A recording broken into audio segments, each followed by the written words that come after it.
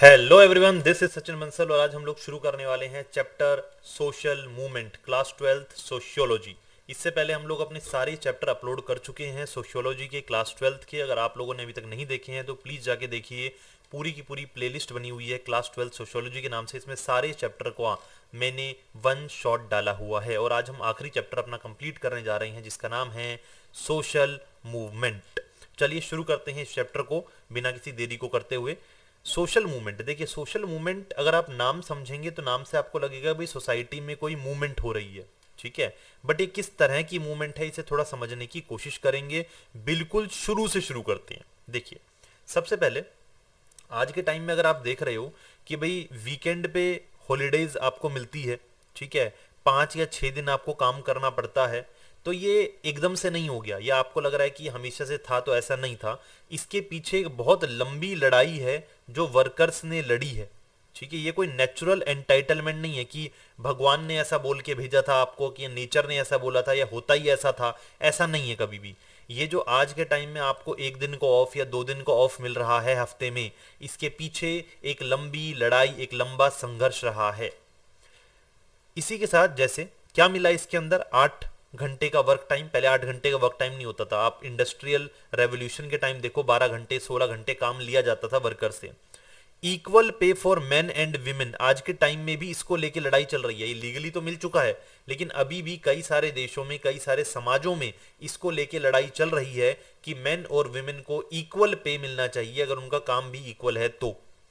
Entitlement to social security and pension, आपको सामाजिक security, सामाजिक सुरक्षा मिलनी चाहिए। जैसे कि आपका हेल्थ कार्ड बनना चाहिए कि भाई आपको, अगर आपको कोई तबीयत खराब हो गई आपकी, तो आपकी सैलरी से पैसे ना जाएं, आपको हॉस्पिटलाइजेशन फ्री में मिल जाए या बहुत कम पैसों में मिल जाए, आपको एजुकेशन पे इतना पैसा ना खर्च करना पड़े। That is called social security. और साथ ही साथ आपको किसी तरह की पेंशन मिलनी चाहिए। पहले तो गवर्नमेंट जॉब में पेंशन मिला करती थी, आजकल तो गवर्नमेंट जॉब में पेंशन भी खत्म कर दी गई है।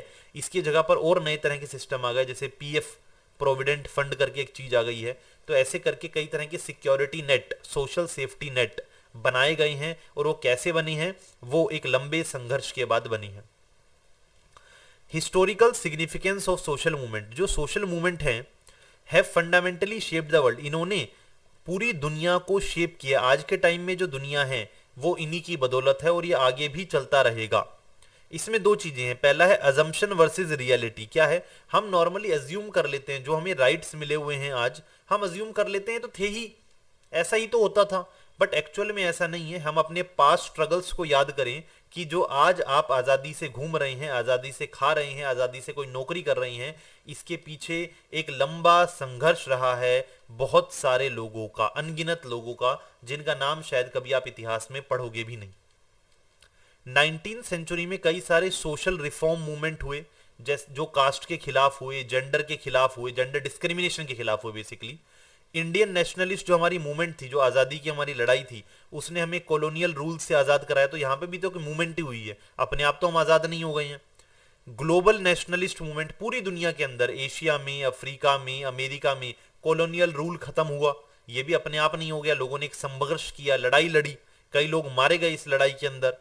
और पूरी दुनिया में सोशलिस्ट मूवमेंट जो पूरी दुनिया में देखी गई, जिसके अंदर आप रशियन रेवोल्यूशन को भी जोड़ सकते हो, 1917, ठीक है जी। ये सब बिना खून बहाए या बिना संघर्ष के चीजें नहीं मिली हैं पूरी दुनिया में। जैसे सबसे बड़े जो मूवमेंट माने जाते थे, अमेरिका में एक हुआ था सिविल राइट मूवमेंट। ये सिविल राइट मूवमेंट बेसिकली किसके लिए हुआ था, ब्लैक लोगों के लिए हुआ था, कि उन्हें इक्वल राइट मिलने चाहिए व्हाइट लोगों की तरह। और ये कब हुआ था, 50s और 60s में। ये एक बहुत बड़ा मूवमेंट है जो पूरी दुनिया में जाना जाता है। इसके अलावा साउथ अफ्रीका में आपने सुना होगा ब्लैक व्हाइट का, वहां पे भी इशू था। वहां पे हुआ था anti apartheid struggle, anti apartheid struggle, जो कहां हुआ, साउथ अफ्रीका में हुआ, जिसने भी कहीं ना कहीं पूरी दुनिया को चेंज कर दिया, बदल दिया। पूरी दुनिया में जो भी मूवमेंट्स होते हैं वो कहीं ना कहीं आपस में जुड़े हुए होते हैं या कहीं ना कहीं एक दूसरे से इंस्पायर होते हैं। जैसे रशिया में रेवोल्यूशन हुआ, वहां कम्युनिस्ट पार्टी बनी, तो उसका असर चाइना में भी हुआ, पोलैंड में भी हुआ, इंडिया में भी हुआ, और भी कई जगह हुए, ठीक है ना। जो हमारा इंडियन नेशनल मूवमेंट था, इसने हमारे कॉन्स्टिट्यूशन को बनने में मदद की। और बाद में इस कॉन्स्टिट्यूशन के जरिए कई तरह के सोशल चेंज को लाया गया। जैसे राइट टू वोट, अगर मैं आपको राइट टू वोट की बात बताऊं तो इंडिया जब आजाद हुआ तो इंडिया वो पहला देश था दुनिया का जिसने आजाद होते ही सबको राइट टू वोट दिया, यानी यूनिवर्सल राइट टू वोट दिया। ठीक है जी, ऐसा दुनिया में कोई और देश उस टाइम नहीं था। अमेरिका, यूरोप, जिनकी हम आज बात करते हैं, उन लोगों ने भी सबको राइट टू वोट नहीं दिया हुआ था। अब जब मैं सबको बोल रहा हूं इसका मतलब बच्चे नहीं है, यहां लिखा हुआ है यूनिवर्सल एडल्ट फ्रेंचाइज। यूनिवर्सल मतलब सब, एडल्ट मतलब 18 साल से ऊपर या उस टाइम 21 साल से ऊपर, जो भी एज गवर्नमेंट सेट करेगी या समाज सेट करेगा। और फ्रेंचाइज का मतलब है राइट टू वोट, यानी कि हर एडल्ट जो है वो राइट टू वोट उसके पास होगा। और ये हमारा कॉन्स्टिट्यूशन क्या करता है, गारंटी करता है। इसका मतलब लोगों को कोई और गवर्न नहीं करेगा, वो खुद अपने आप को गवर्न करेंगे अपना रिप्रेजेंटेटिव को इलेक्ट करके। ठीक है, ये अपने आप में एक बहुत बड़ा चेंज था, क्योंकि इससे पहले हम लोग ब्रिटिशर्स के अंडर थे, कॉलोनियल रूल के अंडर थे। जो लोग थे, ऑर्डिनरी जो पीपल थे, वो क्या थे, वो बहुत ज्यादा सबमिसिव थे, उन्हें दबाया गया कॉलोनियल रूल के जरिए, ब्रिटिश क्राउन के जरिए। और अब वक्त था उनका अपनी बात बोलने का। ब्रिटेन में हिस्टोरिकली वोटिंग राइट का क्या स्टेटस रहा है, लिमिटेड एक्सेस था, सबको राइट टू वोट नहीं था। जैसे मैंने बताया, कई बार क्या होता था, सिर्फ उनको राइट टू वोट होता था, ऐसे मेल जिनके पास प्रॉपर्टी होती थी उनको ही राइट टू वोट मिलता था। बाद में धीरे धीरे फीमेल्स को भी मिला, बट उसमें बहुत समय लग गया। ठीक है ना, और उसके लिए बहुत लंबी लड़ाई लड़ी गई। जैसे अ सोशल मूवमेंट कोल्ड चैटिज्म, ये पार्लियामेंट्री रिप्रेजेंटेशन के लिए एक बहुत बड़ा मूवमेंट हुआ ब्रिटेन के अंदर, जिसका नाम था चैरिटिज्म। 1839 में लगभग 1.25 मिलियन लोग, यानी 12.5 लाख के करीब लोग, वहां पे बहुत बड़ा नंबर होता है अपने आप में ये, है ना, इंडिया में बहुत छोटा नंबर है। इन्होंने एक पीपल्स चार्टर साइन किया, जिसमें इन्होंने कहा भाई हर मर्द को, मेल को वोटिंग राइट मिलना चाहिए। ठीक है जी, और वोटिंग बैलेट से होनी चाहिए, पर्ची से होनी चाहिए। और हर किसी को इलेक्शन में खड़े होने का अधिकार मिलना चाहिए, चाहे उसके पास प्रॉपर्टी हो या ना हो। अभी भी विमेन की कोई बात नहीं है, 1839 आ गया है। ठीक है, 1842 में ये मूवमेंट और मजबूत हुई, और इस मूवमेंट में 3.25 मिलियन सिग्नेचर किए गए, यानी कि लगभग जो है 32 लाख लोग इस मूवमेंट से जुड़े। अभी भी मूवमेंट किसको लेके है, मेल राइट्स को लेके है, फीमेल राइट्स तो बहुत बाद में आया। ठीक है ना।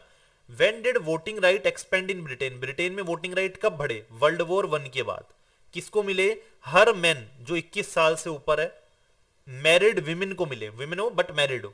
ठीक है, ऐसी विमेन जिनके पास अपना मकान है उन्हें मिले, या विमेन जो 30 साल से ऊपर है और ग्रेजुएट है उन्हें मिले। Who were suffragettes and what resistance did they face? ये सफ्रेगेट्स कौन है, तो विमेन एक्टिविस्ट जो ये बात कर रही हैं कि भाई सब विमेन को राइट टू वोट मिलना चाहिए, ये लोग कौन है, सफ्रेगेट्स है। और इन्हें क्या मुश्किलों का सामना करना पड़ा, इन्हें बहुत ज्यादा अपोज किया गया, इनकी मूवमेंट को वायलेंटली क्रश करने की कोशिश की गई समाज के द्वारा, मेल समाज के द्वारा, क्योंकि वो नहीं चाहते थे कि महिलाओं को किसी भी तरीके से राइट टू वोट मिले।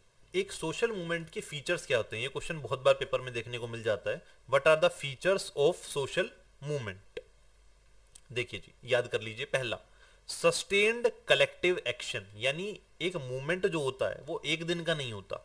ठीक है ना, वो एक दिन का नहीं होता, वो एक लंबे टाइम पीरियड तक चलता है, action over a time period. ठीक है, सस्टेन्ड होता है यानी टिका रहे, वो एक दिन में बंद ना हो जाए। जो एकदम से होते हैं, जैसे मान लो कोई बात हुई और अचानक लोगों ने गाड़ी तोड़ दी, ट्रेन रोक ली, वो कोई मूवमेंट नहीं होता, वो सिर्फ लोगों का प्रतिक्रिया होती है, एकदम से कुछ कर दिया उन्होंने, एकदम से वायलेंट हो गए वो। That is not a social movement. Social movement एक लंबे टाइम तक चलेगी और इसमें वक्त लगता है, इसे सस्टेन करना बहुत जरूरी है। ऐसा नहीं है कि भाई आज तो बहुत तेज हुई, कल कोई लोग ही नहीं आए वहां पे। ठीक है, तो सस्टेन करना बहुत जरूरी है। टारगेट क्या होता है, ज्यादातर ये स्टेट के खिलाफ होती है, गवर्नमेंट के खिलाफ होती है, और स्टेट की पॉलिसी में या प्रैक्टिस में कोई चेंज मांग रही होती है कि भाई गवर्नमेंट ने मान लो कोई कानून बनाया है, अब मैं चाहता हूं कि ये कानून गलत है, इस कानून में बदलाव चाहता हूं, तो मैं और मेरे जैसे लोग इसके खिलाफ क्या कर रहे हैं, एक मूवमेंट कर रहे हैं।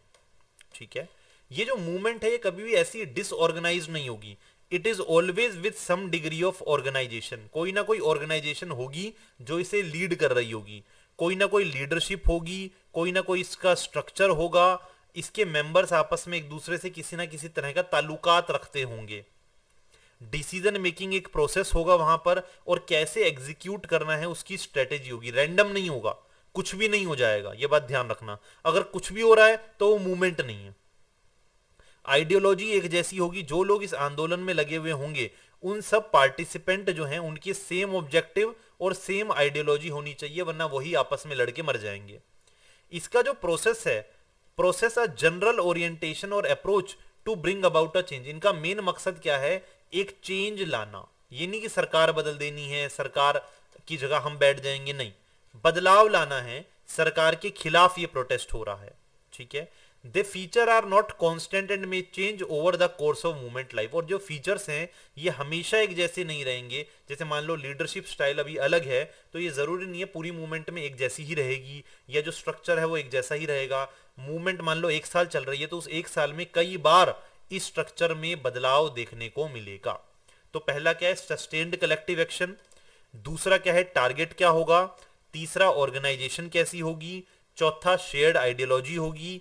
पांचवा ओरिएंटेशन कैसी होगी। और छठा डायनामिक नेचर होगा इसका, यानी ये नेचर चेंज होता रहेगा। डायनामिक मतलब चेंज होना, ठीक है। एक सोशल मूवमेंट के एम क्या होते हैं? देखिए जी, एक सोशल मूवमेंट के एम क्या होते हैं? Often arise to change public issue. ज्यादातर ये किसी पब्लिक इशू में बदलाव के लिए किया जाता है। कोशिश की जाती है कुछ लोगों के राइट्स के लिए लड़ना, जैसे ट्राइबल पॉपुलेशन की राइट्स को इंश्योर करने के लिए आंदोलन हो सकता है कि उन्हें फॉरेस्ट का यूज करने दिया जाए, या ऐसे लोग जो डिस्प्लेस हो चुके हैं अपनी जगह से, उन लोगों के लिए ये आंदोलन हो सकता है कि भाई उन लोगों को सेटलमेंट दिया जाए या कंपनसेशन दिया जाए, ठीक है। इंडिया में भी आजादी के टाइम पे महात्मा गांधी ने एक कई बार लंबे लंबे मूवमेंट चलाए हैं। कई बार उस मूवमेंट के अंदर कई तरह की चीजों का इस्तेमाल किया। जैसे गांधी ने खादी को प्रमोट किया लगातार, खुद भी खादी पहनते थे और खादी को प्रमोट भी करते थे। क्यों? क्योंकि वो इंडिया के जो कॉटन फार्मर्स थे उन्हें सपोर्ट करना चाहते थे। उनका मानना था कि अगर हम इंडिया के फार्मर से ही कॉटन खरीदें, उनसे ही बने हुए कपड़े पहने, तो हमें फॉरेन क्लोथ्स पर डिपेंडेंट नहीं होना पड़ेगा। क्योंकि हम ऐसा कर रहे हैं, हम ब्रिटेन से लाके कपड़े पहन रहे हैं, इस वजह से हमारे जो लोकल आर्टिशंस हैं, जो हमारे लोकल फार्मर्स हैं, जो हमारे लोकल पीजेंट्स हैं, उन्हें बड़ा नुकसान हो रहा है। गांधी ने एक और मूवमेंट किया, दांडी मार्च, आपने सुना होगा। साबरमती से दांडी के तट तक वो पैदल गए, वहां जाके नमक बनाया। क्यों? क्योंकि वो सरकार की नमक पॉलिसी के खिलाफ थे, सॉल्ट लॉ के खिलाफ थे। उसमें यह था कि भाई जो सॉल्ट है वो सिर्फ ब्रिटिशर बना सकते हैं उस टाइम पे, लेकिन गांधी ने कहा कि नहीं, सॉल्ट एक ऐसी चीज है जो अमीर आदमी भी खाता है और गरीब आदमी भी खाता है, इस पे सबका राइट होना चाहिए, इस पे जो आप टैक्स लगा रहे हो वो टैक्स गलत है। और उसके खिलाफ गांधी ने दांडी मार्च किया। तो ये भी क्या था? एक मूवमेंट थी, लंबे टाइम तक चली, ठीक है। गांधी जो है कपड़े को, नमक को एक पावरफुल सिंबल की तरह उन्होंने इस्तेमाल किया, क्योंकि ये वो चीजें हैं जो अमीर भी इस्तेमाल कर रहा है, गरीब भी इस्तेमाल कर रहा है। और इन्हें एज अ सिंबल बनाया किसका? इन्हें सिंबल बनाया रेजिस्टेंस का, विरोध का।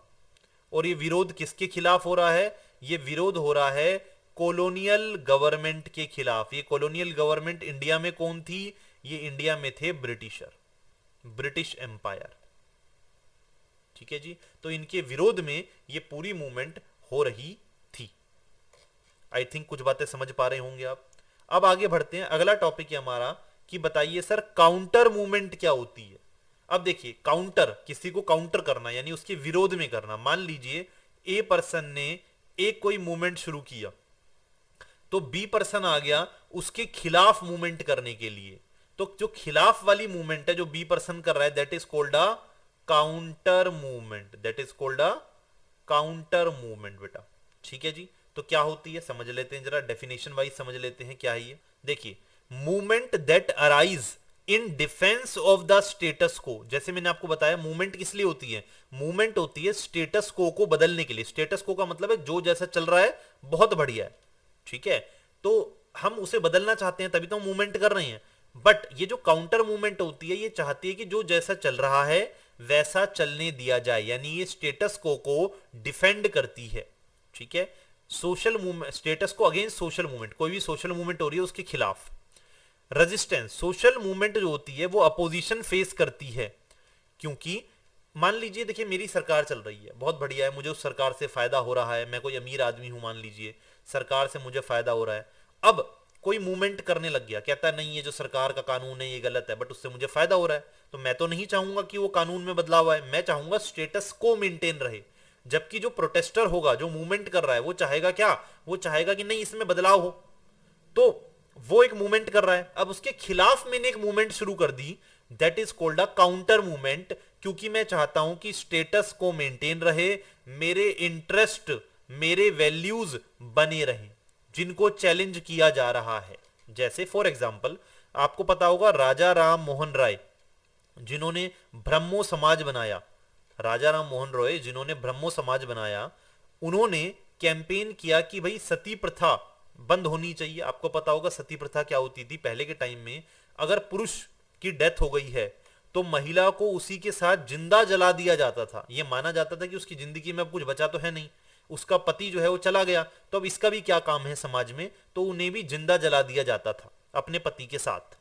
ठीक है, तो राजा राम मोहन रॉय जो ब्रह्मो समाज के थे, उन्होंने सती प्रथा के खिलाफ आंदोलन किया, प्रोटेस्ट किया, सोशल मूवमेंट की।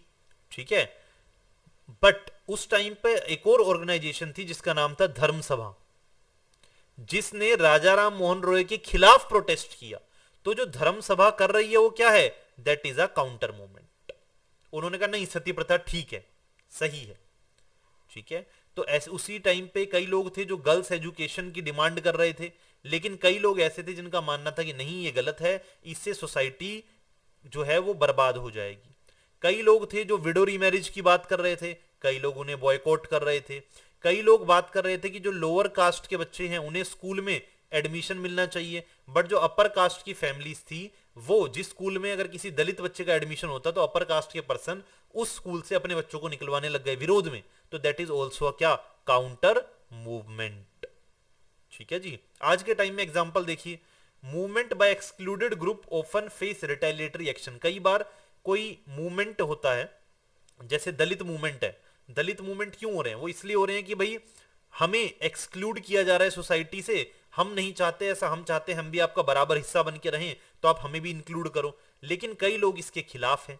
जैसे दलितों को क्या मिलता है, रिजर्वेशन मिलता है, आपको पता है, ताकि वो समाज में बेहतर बन सके, समाज के लिए बेहतर बन सके और समाज उन्हें बेहतर इज्जत दे। लेकिन इसके खिलाफ कई सारे जो अपर कास्ट के लोग हैं वो काउंटर मूवमेंट चलाते हैं कि भाई नहीं ये जो रिजर्वेशन है ये तो बहुत गलत है, ऐसा नहीं होना चाहिए, इससे गैर बराबरी हो रही है, हम जनरल के बच्चे कहाँ जाएंगे। तो इस तरह की मूवमेंट आज के टाइम पर भी चलती है। जब भी कोई मूवमेंट होती है उसके खिलाफ एक एंटी मूवमेंट या काउंटर मूवमेंट जरूर आती है। क्लियर है जी।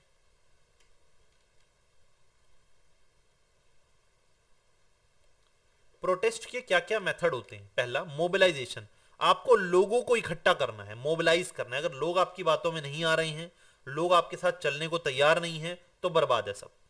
तो उसके लिए आपको एक कलेक्टिव एजेंडा चाहिए, एक ऐसा एजेंडा इस पे सब एग्री करें। ठीक है।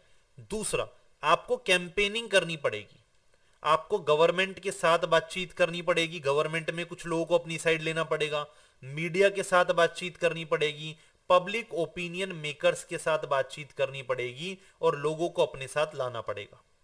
तीसरा, अलग अलग तरीके इस्तेमाल करने पड़ेंगे प्रोटेस्ट की। जैसे आपने देखा होगा कैंडल मार्च होता है, टॉर्च लाइट प्रोसेशन होता है, काले कपड़े का इस्तेमाल किया जाता है, नुक्कड़ नाटक होते हैं किसी चीज को समझाने के लिए, कोई गाना लिखा जाता है, पोइट्री लिखी जाती है। तो ये सब क्या है, method of protest, modes of protest. और लास्ट, गांधीयन मेथड जो हमेशा से चलता आया है और फुल प्रूफ है, अहिंसा, नॉन वायलेंस। आपको हाथ नहीं उठाना, क्योंकि अगर आपने हाथ उठा दिया तो सरकार को मौका मिल जाता है आपके ऊपर रिटेलिएट करने का, हाथ उठाने का, और उनके पास तो पुलिस है, लठ है, गोलियां हैं, तो आपको हाथ नहीं उठाना। सच्चाई का साथ देना है, यानी सत्याग्रह। गांधी जैसे चरखे का इस्तेमाल करते थे, घेराव करना। ठीक है, कोई ऑफिस है उसके बाहर बैठ गए लोग घेर के कि भाई निकलने नहीं देंगे। ठीक है, या किसी चीज को बैन करना कि भाई हम ये चीज इस्तेमाल नहीं करेंगे, हम इसके खिलाफ विरोध करते हैं। इस तरह की चीजों से प्रोटेस्ट किए जाते हैं। अब समझिए सोशल चेंज और सोशल मूवमेंट में क्या फर्क है। ठीक है, सोशल चेंज और सोशल मूवमेंट, ये भी बड़ा इंपॉर्टेंट क्वेश्चन है बेटा, मार्क कर लो इसे। सोशल चेंज और सोशल मूवमेंट। सोशल चेंज क्या है? सोशल चेंज तो समाज में आता ही रहता है, उसके लिए कुछ करना पड़ता है? कुछ खास नहीं करना पड़ता, वो आता ही रहता है, ऑटोमेटिकली आता है। तो it is a continuous and ongoing process, पहली बात। सोशल मूवमेंट क्या होता है? इसके अंदर बड़े एफर्ट लगते हैं, लोगों को लाना पड़ता है, आना पड़ता है, बात करनी पड़ती है। तो इसके अंदर लॉन्ग और कंटिन्यूस सोशल एफर्ट करने पड़ते हैं लोगों के द्वारा। इसके अंदर कुछ नहीं करना, ये अपने आप हो रहा है, ठीक है। सोशल चेंज, यहां पर ऐसे कई लोग हैं जिनके छोटे छोटे एक्शंस की वजह से अलग अलग वक्त में, अलग अलग टाइम में, उसकी वजह से कोई बदलाव आया है, जिनका नाम भी कभी समाज में आएगा नहीं। उन्होंने वक्त वक्त पर इस तरह की बातें रखी, इस तरह के काम किए कि लोग उनसे इंस्पायर हुए और उन्होंने आगे कुछ समाज में बदलाव किया। सोशल मूवमेंट जो होता है वो एक स्पेसिफिक गोल के लिए होता है, उसमें ये नहीं है कि कोई भी समाज में बदलाव चाहिए, नहीं, ये बदलाव चाहिए, ठीक है। पर्टिकुलर टारगेट होता है एक, और पर्टिकुलर टाइम पीरियड होता है इसका। जबकि सोशल चेंज में कोई टाइम पीरियड नहीं होता, अलग अलग वक्त पे अलग अलग लोगों ने जो चीजें की उससे बदलाव आया है। जैसे सोशल चेंज का एग्जांपल है सेंस्क्रिटाइजेशन, जहां पर लोअर कास्ट अपर कास्ट को कॉपी करने की कोशिश करती है। अब ये कोई पर्टिकुलर टाइम पीरियड में तो हो नहीं रहा, ये पहले भी हो रहा था, आज भी हो रहा है, ठीक है। वेस्टर्नाइजेशन, जहां पर अपर कास्ट यूरोपियन लोगों को कॉपी करने की कोशिश करती है, ये भी वक्त के साथ हो रहा है, ठीक है। इसका कोई टाइम पीरियड नहीं है, कोई आंदोलन नहीं चल रहा कि हम कॉपी करेंगे कॉपी करेंगे। जबकि जो सोशल मूवमेंट होती है इसके अंदर रिफॉर्मर होते हैं जो बदलाव चाहते हैं समाज के अंदर, और इसका एक पर्टिकुलर टाइम पीरियड होता है हर बार कि भाई इस टाइम पीरियड में इस रिफॉर्मर ने ये बदलाव लेके आए। जबकि सोशल चेंज में ऐसे कोई रिफॉर्मर का नाम नहीं होता। गॉट इट जी? इस बात समझ में आ रही है? तो ये आपका क्वेश्चन है, काफी इंपॉर्टेंट है, पेपर में आ जाता है। आगे बात करते हैं।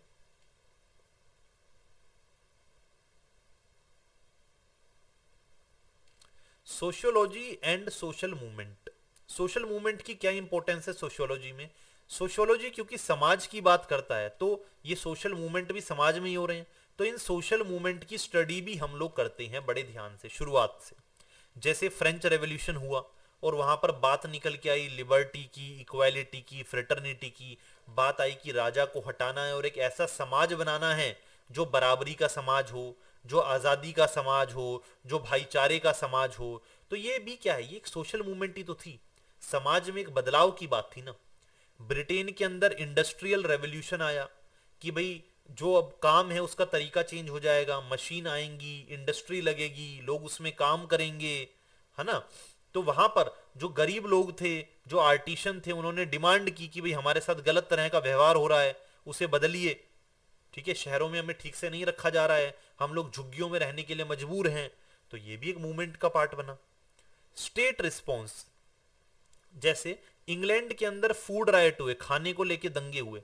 ज्यादातर गवर्नमेंट जो है वो मूवमेंट को टिकने नहीं देती, गवर्नमेंट के खिलाफ क्योंकि मूवमेंट हो रही है, तो गवर्नमेंट नहीं चाहती कि ये मूवमेंट सरवाइव करे। गवर्नमेंट उस मूवमेंट को तोड़ने की कोशिश करेगी, उस मूवमेंट को रोकने की कोशिश करेगी, ठीक है। तो ज्यादातर गवर्नमेंट क्या करती है, मूवमेंट को सप्रेस करने की कोशिश करती है अलग अलग तरीकों से। Got it? अब आगे बढ़ते हैं। एमाइल डर्कीम क्या कहते हैं सोशल ऑर्डर को लेके? एमाइल डर्कीम क्या कहते हैं, जो एक सोशियोलॉजिस्ट हैं, क्या कहते हैं? देखिए, ये कहते हैं elite perceived protest as a major threat to the establish order. मान लो ये समाज है, इस समाज में जो भी चल रहा है उससे सबसे ज्यादा फायदा किसको हो रहा होगा? जो समाज में थोड़ा सी सोसाइटी है, छोटे लोग, मतलब एक कम नंबर में लोग हैं और समाज के सबसे अमीर लोग हैं, एलीट, इनको फायदा हो रहा होगा। तो क्या ये कभी भी चाहेंगे कि प्रोटेस्ट हो? नहीं चाहेंगे। तो ये हमेशा प्रोटेस्ट को एक थ्रेट के रूप में देखते हैं। कौन देखते हैं बेटा?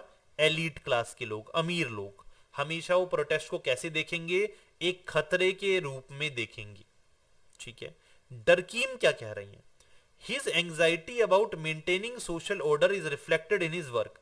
इनका मानना है कि जो एलीट है ये क्या चाहेगा? ये चाहेगा कि जो सोशल ऑर्डर बना हुआ है, जो सोशल ऑर्डर बना हुआ है वो बना हुआ रहे, एज इट इज।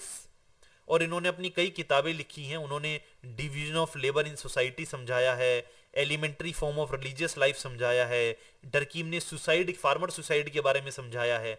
इन सब में उसने एक ही बात को समझाया है कि कैसे जो एलीट क्लास है वो सोशल ऑर्डर को मेंटेन रखना चाहेगी। डरकीम जो हैं वो सोशल मूवमेंट को कैसे देखते हैं? वो देखते हैं कि सोशल मूवमेंट जो है वो डिसऑर्डर लाने की कोशिश करती है समाज में, ठीक है, इसलिए वो समाज को खतरा पहुंचाती है, वो समाज को खतरा पहुंचाती है। और ये कौन लोग देख रहे हैं इस तरह से? एलीट क्लास के लोग इस तरह देख रहे हैं किसी भी सोशल मूवमेंट को लेके। अब आइए अगले पर्सन, मार्क्सिस्ट पर्सपेक्टिव लेके कौन आए हैं? ईपी थॉमसन आए हैं। तो ईपी थॉमसन क्या कह रहे हैं समझिए। स्कॉलर्स जो कार्ल मार्क्स से इन्फ्लुएंस है, इन्होंने एक अलग बात कही, ठीक है। इन्होंने कहा द क्राउड वर्सेस हुलिगन्स, हुलिगन्स माफ कीजिएगा, द क्राउड वर्सेस हुलिगन्स। क्या कहते हैं ये? हिस्टोरियन ईपी थॉमसन ये बताते हैं कि जो क्राउड है, जो भीड़ है, जो मॉब है, were not anarchic hooligan destroying society. ये जो भीड़ है ये समाज को बर्बाद करना नहीं चाहती, बल्कि इनकी भी अपनी एक मोरल इकोनॉमी है। They possess a moral economy. ये जानते हैं क्या सही है और क्या गलत है। एलीट क्लास यही तो कहती है ना कि ये भटके हुए लोग हैं, भीड़ बना के आ रहे हैं, ये लोग कुछ नहीं है, दंगाई हैं ये लोग। बट नहीं, यहाँ पे ईपी थॉमसन कह रहे हैं ऐसा नहीं है। ईपी थॉमसन कह रहे हैं इनकी भी अपनी एक मोरल इकोनॉमी है, इन्हें पता है क्या सही है और क्या गलत है। जो पुअर पीपल हैं इनके पास अच्छे खासे रीजन हैं प्रोटेस्ट करने के। वो पब्लिक प्रोटेस्ट पे तब आते हैं जब उनके एंगर को एक्सप्रेस करने का कोई और तरीका उन्हें नहीं मिलता।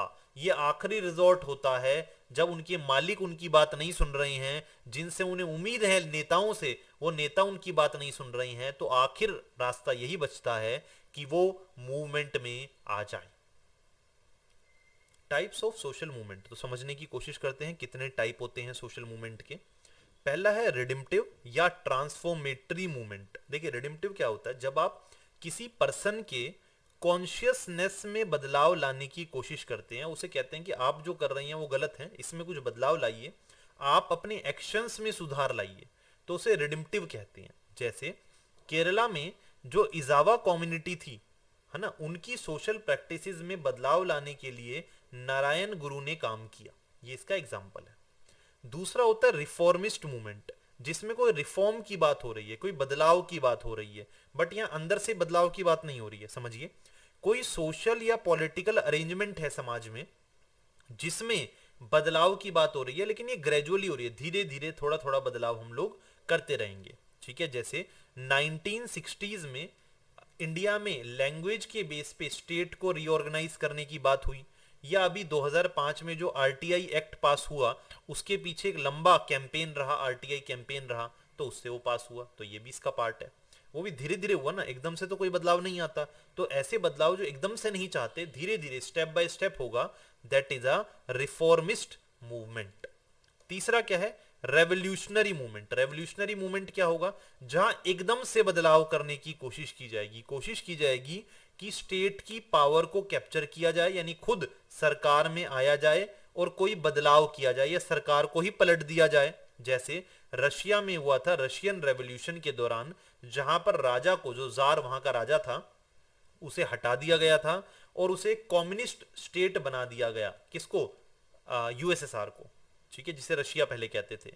या फिर इंडिया में जो नेक्सलाइट मूवमेंट चल रहा है या चल रहा था, अब तो बहुत कम हो गया है, पहले बहुत ज्यादा था। इसका भी मकसद यही था कि जो लैंडलॉर्ड हैं, जो हमारे ऊपर राज करते हैं, हमारे ऊपर कौन? पीजेंट्स के ऊपर राज करते हैं, इन लैंडलॉर्ड्स को हटा के फेंक दिया जाए, उखाड़ के फेंक दिया जाए, ताकि बदलाव लाया जा सके।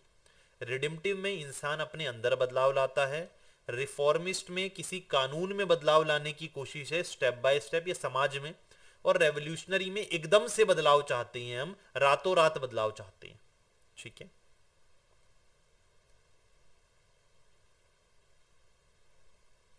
अब होता क्या है, ये मूवमेंट जो है, आप कोई मूवमेंट देखोगे, आप कहोगे ये वाला मूवमेंट सर ये है, ये वाला ये है, ये वाला ये, बट कई बार क्या होता है, कई मूवमेंट ऐसे होते हैं इसमें हर किसी का थोड़ा थोड़ा एलिमेंट होता है।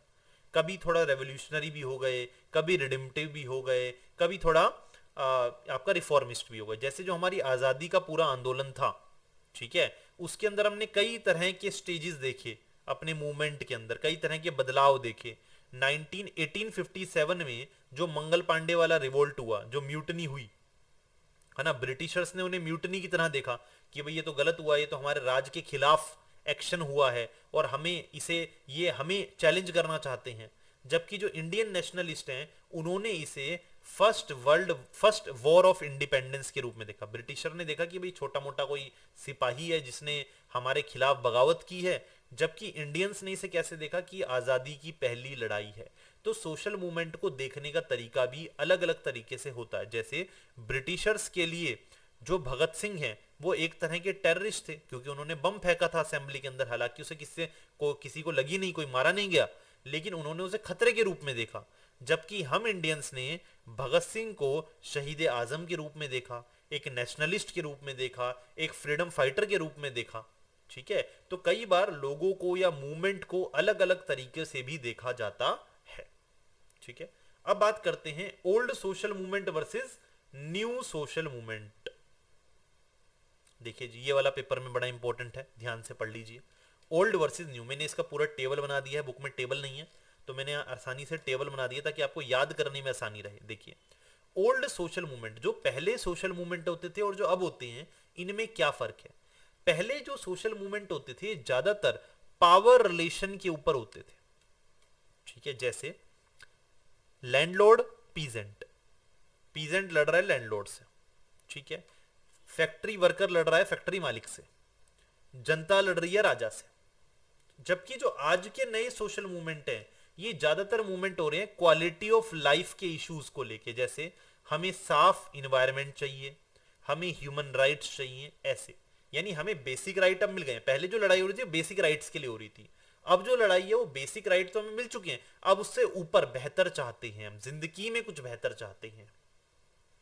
ओल्ड सोशल मूवमेंट में हमारा प्राइमरी फोकस क्या होता था, क्लास बेस। जैसे मैंने आपको अभी बताया कि वर्किंग क्लास कैपिटलिस्ट से लड़ रही है ज्यादातर। इसमें यहाँ जो मामला है वो इकोनॉमिक इनइक्वालिटी के, कई बार पॉलिटिकल इनइक्वालिटी के लिए, कई बार सोशल इनइक्वालिटी के लिए। बट यहाँ पर क्या हो रहा है, अब जो नई सोशल मूवमेंट है वो आइडेंटिटी पॉलिटिक्स के लिए है। भाई हम ट्राइबल्स हैं, हमारी अपनी आइडेंटिटी है पॉलिटिक्स में।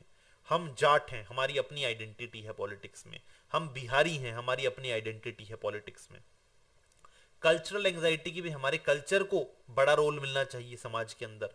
एस्पिरेशंस को लेके कि हम क्या चाहते हैं, इसको लेके मूवमेंट हो रही है। और कई बार कई ऐसी मूवमेंट होती है जो किसी पर्टिकुलर क्लास के लोग नहीं करते, अलग अलग तरह के लोग मिक्स होके वो मूवमेंट को करते हैं। जैसे मान लीजिए कोई हत्या हुई है तो उस हत्या के खिलाफ कई लोग सड़कों पर आ गए हैं। ठीक है, ऑर्गेनाइजेशनल स्ट्रक्चर, जो पहले के टाइम में मूवमेंट होती थी वो ज्यादातर पॉलिटिकल पार्टीज के थ्रू रन की जाती थी। जैसे कांग्रेस ने ज्यादातर जो हमारा आजादी का आंदोलन था वो लीड किया। इसके अलावा कम्युनिस्ट पार्टी ने कोई किसानों का आंदोलन लीड किया या वर्कर्स का आंदोलन लीड किया, तो पार्टीज के अंदर होता था। बट आज के टाइम में कई ऐसी मूवमेंट है जो बिना पार्टी के होती है, बल्कि बहुत होती हैं, जो कोई एनजीओ करा रहा है या कोई सिविल सोसाइटी के वर्कर्स करा रहे हैं। ठीक है, जिसमें कोई मेन पॉलिटिकल पार्टी नहीं है। हालांकि वो कई बार सपोर्टेड बाय पॉलिटिकल पार्टीज हो जाते हैं, बाद में पॉलिटिकल पार्टीज आके सपोर्ट कर देती हैं, बट वो शुरुआत में ऐसा नहीं होता। रिलेशनशिप विद द स्टेट, इसमें स्टेट के साथ क्या रिलेशन है। नॉर्मली पहले जो मूवमेंट होती थी उसमें स्टेट को टारगेट किया जाता था कि भाई आप हमारे राइट्स को मानिए, और कई बार स्टेट में जो पावर में है उसे हटा के खुद पावर में आया जाता था उन चीजों को लागू करने के लिए। लेकिन अब चीजें अलग है, अब स्टेट को प्रेशर किया जाता है कि हम आपसे डिससेटिस्फाई हैं और आप इसमें यह बदलाव लाइए। ठीक है, नहीं तो हम अपने रिप्रेजेंटेटिव को चेंज करेंगे, किसी और पार्टी को पावर में लाएंगे। ठीक है, अब पूरी लड़ाई सिस्टम से नहीं है, सबको पता है democracy is the best way till now. ठीक है, तो डेमोक्रेसी के अंदर रह के ही हम बदलाव चाहते हैं। तो अब लड़ाइयां स्टेट से ज्यादा पॉलिटिकल पार्टी से हो गई है। ठीक है, you can say that. Scope क्या है इन मूवमेंट्स का। पहले के टाइम में जो मूवमेंट होती थी ज्यादातर नेशनल या रीजनल होती थी, लेकिन उसमें कई मूवमेंट इंटरनेशनल भी हो जाती थी ऑफ कोर्स, जैसे सोशलिस्ट मूवमेंट जो रशिया में आई, वो पूरी दुनिया पे उसका असर पड़ा।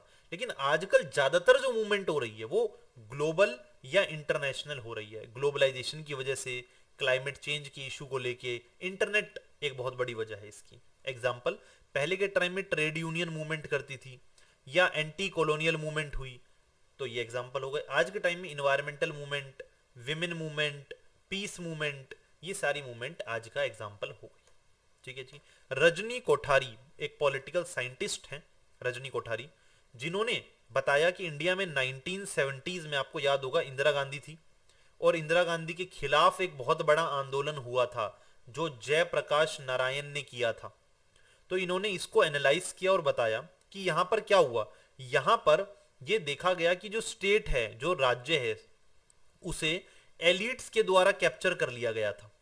लोग जो हैं, जो पीपल हैं, वो डिससेटिस्फाई थे पार्लियामेंट्री डेमोक्रेसी से। जो इलेक्टोरल रिप्रेजेंटेटिव थे, हमारे चुने गए लोग थे अलग अलग पॉलिटिकल पार्टीज में, वो गरीबों की बात नहीं कह रहे थे। इन सब मसलों को लेके लोगों ने मूवमेंट की, लोगों ने एक सोशल मूवमेंट को ज्वाइन किया, non political party formation form किया, सरकार पे प्रेशर डाला बाहर से। ठीक है। और बाद में तो हमें पता है फिर एक पॉलिटिकल पार्टी उसमें आ गई और कई सारी पॉलिटिकल पार्टी मर्ज हो गई, उन्होंने एक अलायंस बनाया और पूरी सत्ता को चेंज किया, काफी बदलाव आए उससे। ठीक है। अब देखते हैं तरह तरह की मूवमेंट्स कैसी होती हैं। पहले देखिए इकोलॉजिकल मूवमेंट। इकोलॉजिकल मूवमेंट क्या होती है? इकोलॉजिकल मूवमेंट का मेन मकसद है आज के टाइम में जो डेवलपमेंट हो रही है उसके खिलाफ है इकोलॉजिकल मूवमेंट। क्योंकि जो डेवलपमेंट आज के टाइम में हो रही है वो इकोलॉजी को बर्बाद करके हो रही है।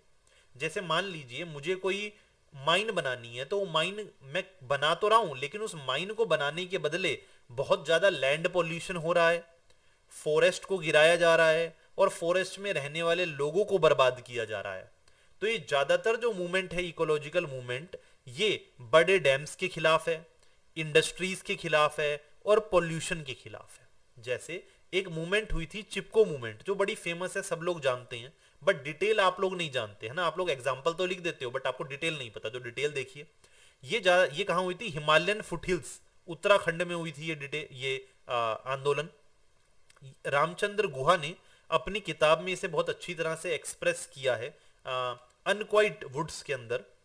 यहाँ पे जो विलेजर्स थे, और विलेजर्स में ज्यादातर महिलाएं थी उस टाइम गांव के अंदर, वो जैसे उन्हें पता चला कि पेड़ों को गिराने के लिए कोई आ रहा है, वो लोग इकट्ठा हुई वहां पर। और वहां पर ओक के पेड़ थे, है ना, रोडेंड्रोन के पेड़ थे वहां पे, और गवर्नमेंट कॉन्ट्रैक्टर उन्हें गिराना चाहता था। ठीक है। तो ये औरतें इकट्ठी हुई वहां पे और उन्होंने पेड़ों को पकड़ के हक कर लिया कि भाई हम, अगर आप पेड़ को गिराना चाहते हैं तो पहले हमें मारिए, है ना, हम रास्ते में आ रहे हैं आपके, तभी बात बनेगी। तो ये चिपको मूवमेंट बड़ा फेमस हुआ उस टाइम पर। और ये पूरा जो मूवमेंट था, इसका मकसद क्या था? देखिए, इसका जो मेन कॉन्फ्लिक्ट था वो क्या था? Subsistence versus profit. कि भाई हम गांव के लोग इन जंगलों पर निर्भर करते हैं, अगर आप इन जंगलों को काट दोगे कुछ प्रॉफिट के लिए तो हमारी जिंदगी बर्बाद हो जाएगी हमेशा के लिए। आपको तो एक बार का प्रॉफिट मिलेगा सरकार को, बट हमारी जिंदगी हमेशा के लिए बर्बाद हो जाएगी। क्यों? इन जंगलों पर हमारा बसेरा है, यहां से हम लकड़ी लेते हैं जलाने के लिए, यहां से हम फोडर इकट्ठा, चारा इकट्ठा करते हैं, हमारी डेली चीजें इन्हीं जंगलों से आती हैं। दूसरा क्या? सोशल इनइक्वालिटी यहां दिखाई देती है। Villagers versus government. Government commercial और कैपिटलिस्ट इंटरेस्ट शो कर रही हैं, जबकि विलेजर अपनी रोजी रोटी की बात कर रही हैं। दूसरा एक और भी चीज है कि भाई डिफोरेस्टेशन होगा तो ऐसी जगहों पर बाढ़ का खतरा बढ़ जाता है, लैंडस्लाइड का खतरा बढ़ जाता है। विलेजर्स जो उस इकोलॉजिकल वेल्थ का बेनिफिट उठा पा रहे हैं, वो पूरा वेल्थ का बेनिफिट खत्म हो जाता है। तो जो विलेजर्स हैं वो कहीं ना कहीं उस इकोलॉजी को लेके खड़े हैं, क्योंकि उनकी जिंदगी उस इकोलॉजी पर डिपेंडेंट है। फिर यहां पर पॉलिटिकल रिप्रेजेंटेशन की बात भी आ जाती है कि जो उस गांव के लोग हैं, है ना, वो एक दूर बैठी गवर्नमेंट उन्हें गवर्न करने की कोशिश कर रही है, जो शायद प्लेन्स में बैठी है। उस टाइम पे उत्तराखंड और यूपी एक ही था, तो यूपी तो प्लेन एरिया है, तो प्लेन्स में बैठी गवर्नमेंट, जिन्हें जंगलों का, सॉरी, पहाड़ों का कोई आइडिया नहीं है, जिन्हें ये नहीं पता कि पहाड़ पे रहना कितना मुश्किल काम है, जिन्हें नहीं पता उन औरतों की स्थिति क्या है, वो उन लोगों के लिए फैसले ले रही है। तो यहाँ पर लोगों का, पीपल और गवर्नमेंट के बीच में एक डिस्कनेक्ट भी देखने को मिलता है। That is also a concern कि जो पहाड़ी लोग हैं उनका रिप्रेजेंटेशन ठीक से नहीं हो रहा है, और इसी वजह से शायद बाद में उत्तराखंड एक अलग राज्य भी बना ताकि पहाड़ी लोगों का अलग तरीके से उनके बारे में सोचा जा सके। फिर दूसरा क्या है कि इंटरलिंक्ड इशू है, जैसे इकोनॉमी और क्लास सर्वाइवल जुड़े हुए इशू हैं। ठीक है, ग्रीन इन्वायरमेंट कंजर्वेशन जुड़ा हुआ, इन्वायरमेंट और इकोनॉमी जुड़ी हुई है आपस में कई बार ना, क्योंकि मेरी पूरी इकोनॉमी घर की इन्वायरमेंट पर डिपेंडेंट है, मेरे घर की ज्यादातर चीज उस जंगल से आ रही है, तो इसलिए मैं डिपेंडेंट हूं उस पर। तो आपस में क्या इंटरलिंक्ड है ये।